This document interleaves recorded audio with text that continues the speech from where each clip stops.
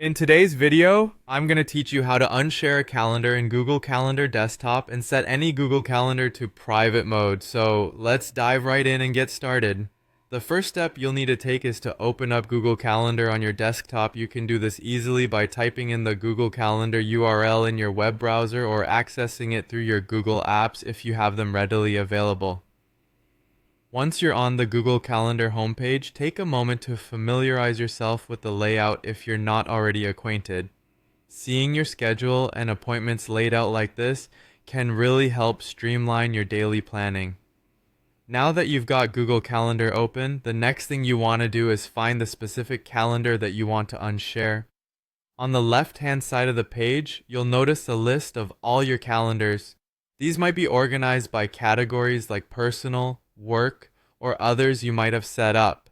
After you locate the calendar you wish to adjust, look to the right of its name for 3 vertical dots. This icon represents the settings menu for each calendar. Go ahead and click on those 3 dots. Clicking there reveals a drop-down menu. In this menu, you'll find multiple options, but for our purpose, you'll want to select Settings and Sharing. This is where you can control who can see your calendar and make changes to its sharing settings. After clicking on Settings and Sharing, you'll be directed to a new page filled with customization options. Here, you'll find various settings related to how your calendar is shared. Focus your attention on the section related to sharing settings. If you've previously shared your calendar with individuals, groups, or made it public, you'll see their information listed in this section. To stop sharing your calendar with any of these parties, simply click on the X next to the name or email address. This action will immediately unshare your calendar with that person or group, effectively setting those sharing permissions back to your desired level of privacy. And there you have it. Your calendar is now kept private from those with whom you no longer wish to share it.